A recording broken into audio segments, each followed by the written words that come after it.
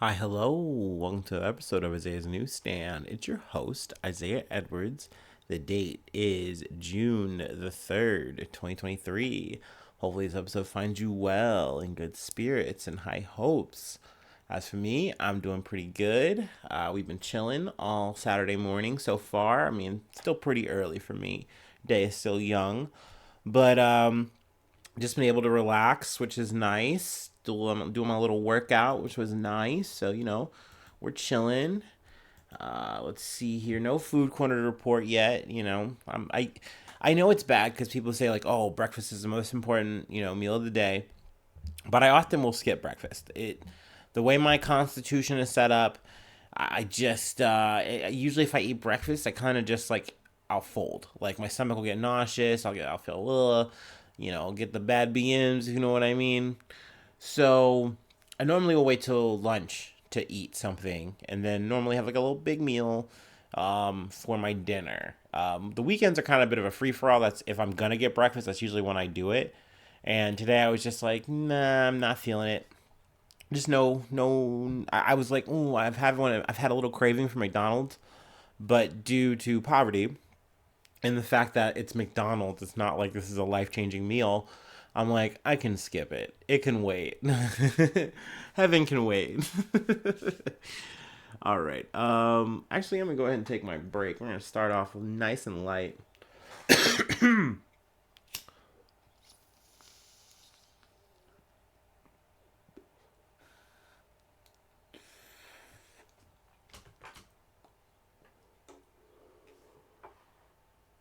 wee.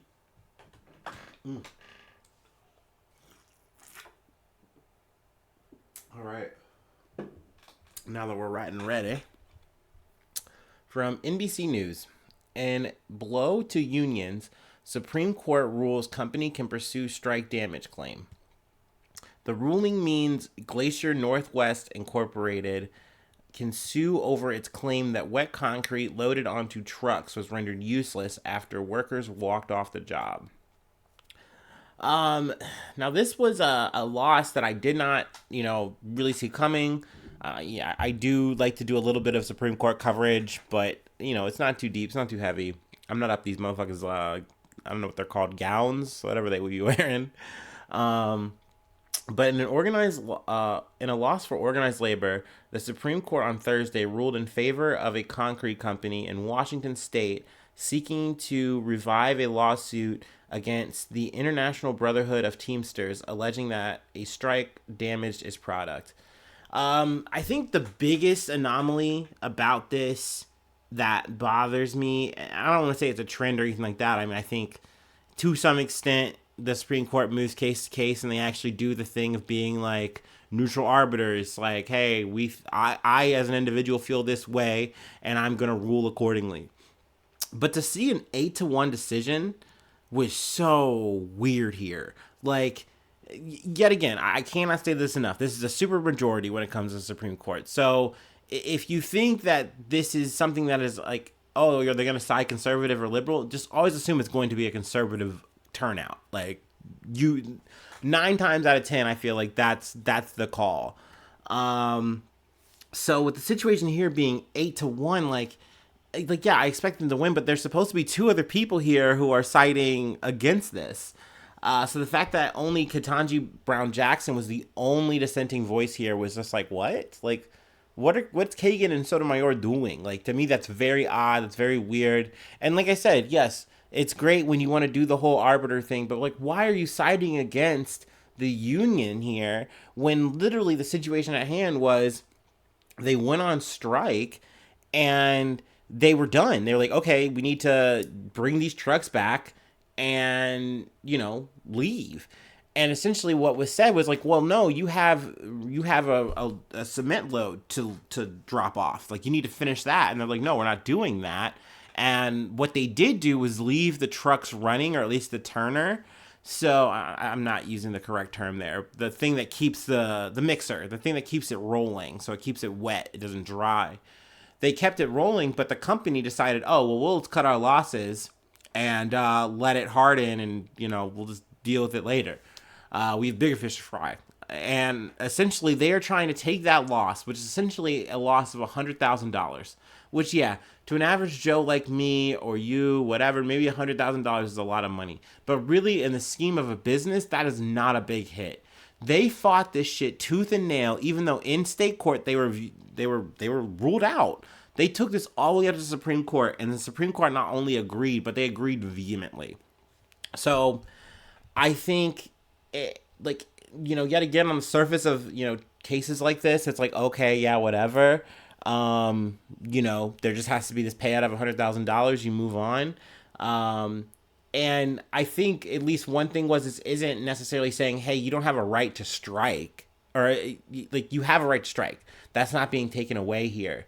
But it's giving companies way more angles to pursue here if they are, post this verdict. So now it's like, let's say you're a restaurant and you guys want to go on strike. You could be potentially on the hook for all the food lost. You know what I mean? Oh, that's cost that we had to literally eat. And we're going to put that on you guys, the workers, for going on strike the way you did. And it's like, but we're allowed to go on strike. We're literally allowed to do that. Like, we're a union. This is what we're supposed to be able to do. So this is a blow to unions in a lot of ways. It's going to be probably a lot more foresight and working around to be like, hey, let's make sure we do this. And not only we write, but like we do it so that the company is not damaged in any way. You shouldn't have to jump through all these extra ass fucking hoops. Obviously this is just my opinion, but I mean, it's a dub for this Glacier company, but I think it's a big L for unions, and in the future I think this is going to come up in a really nasty, gnarly way. So not something I like to start off this news episode, but it's, the hits are going to just keep on coming, so buckle up. From CNN, at least 8 people injured after building collapses in New Haven, Connecticut.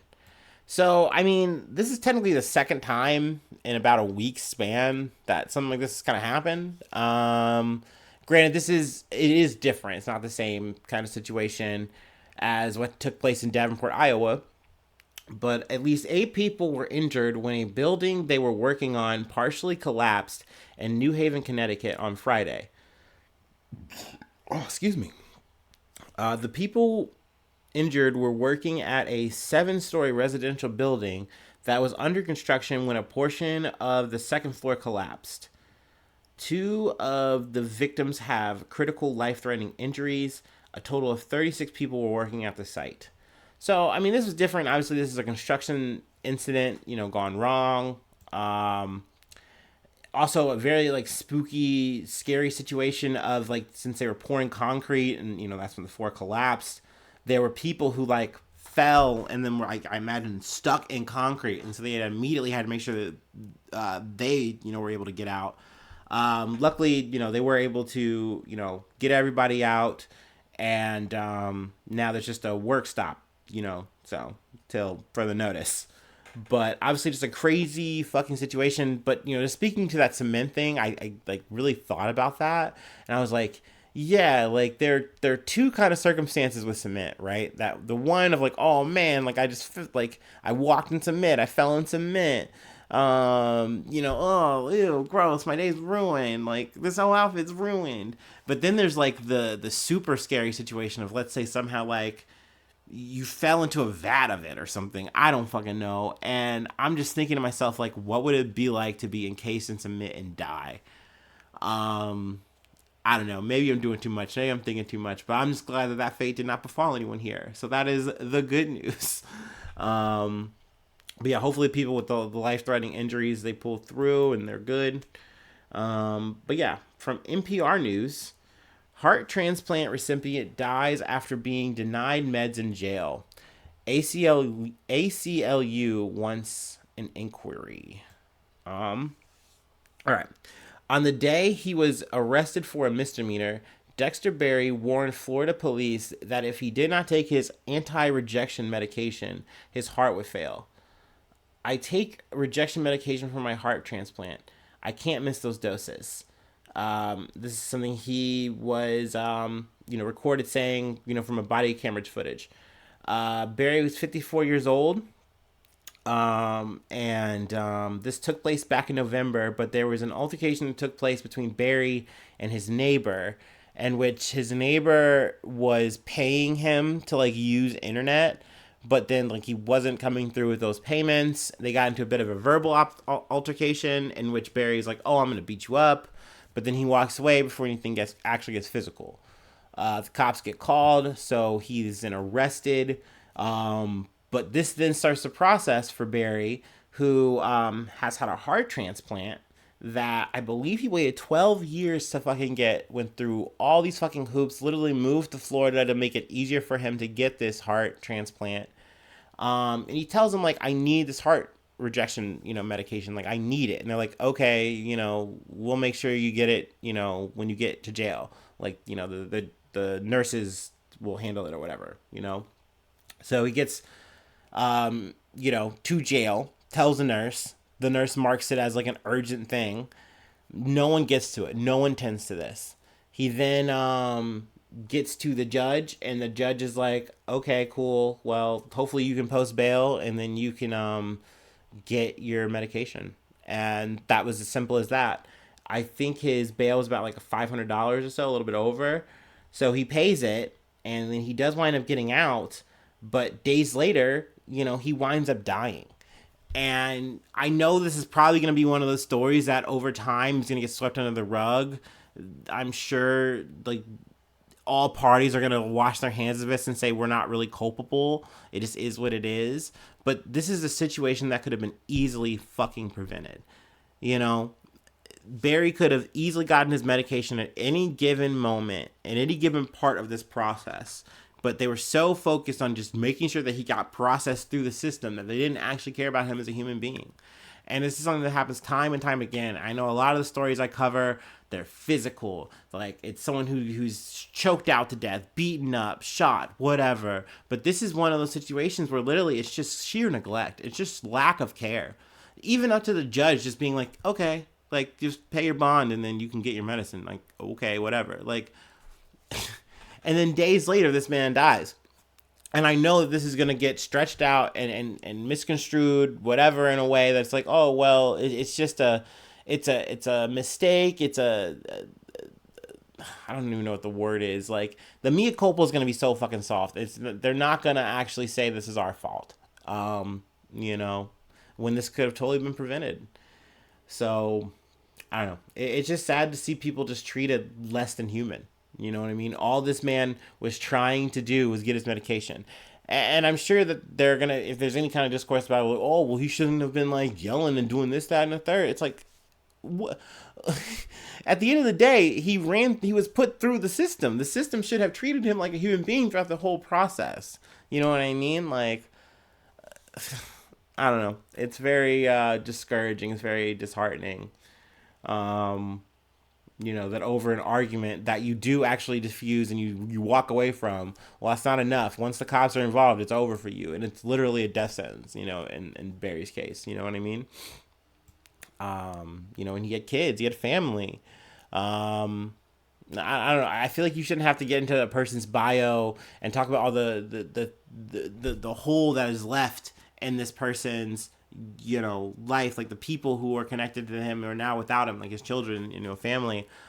You shouldn't have to go through this to like humanize a person who is a fucking human.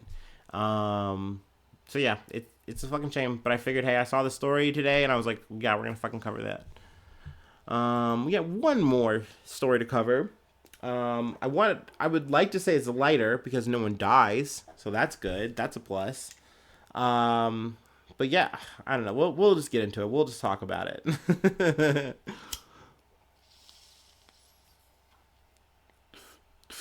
After this break.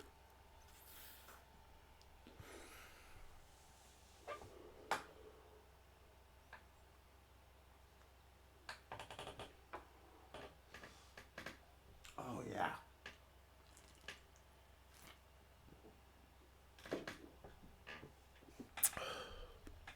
All right, from USA Today. Pastor's son charged with dealing weed, mushrooms, out of North Carolina church. First off, I gotta say yeet yeet to these gentlemen. I'm sorry. I know. Sometimes I be rooting for the bad guys, whatever.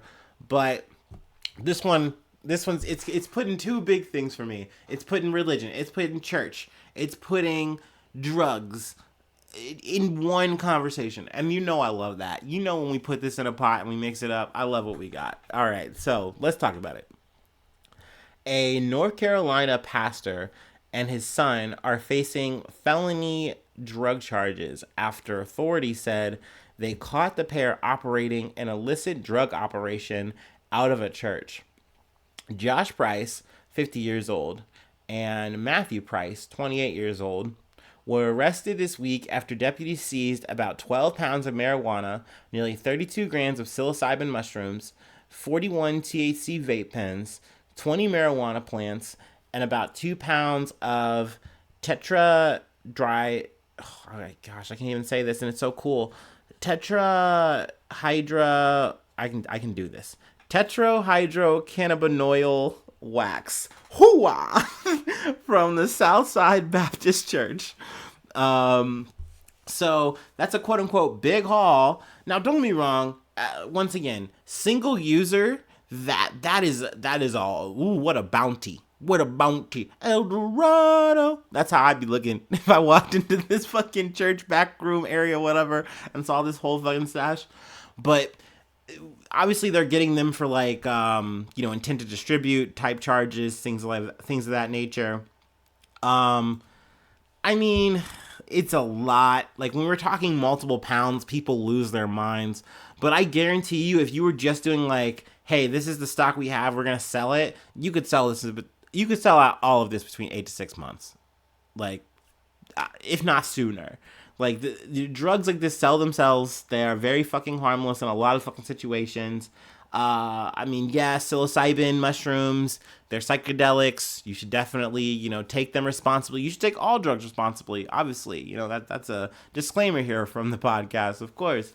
But these are things that were not crippling the economy. These were not ruining neighborhoods. That being said, someone Lincoln narked on their ass because this church was supposed to be closed down. Now the pastor, Josh Price, had closed this church down prior to COVID, but then COVID obviously just kind of like, even more so, we should be doing distance. But that being said, all the while, him and his son were literally just on some Breaking Bad shit. Mind you, if this was like a one-shot season of Breaking Bad and we did this, I would be so down. This would be so good. This is giving Walt. This is giving Jesse. Ooh. This was so great. I don't know. This story was so cute to me. But yeah, like I said, they definitely got narked on.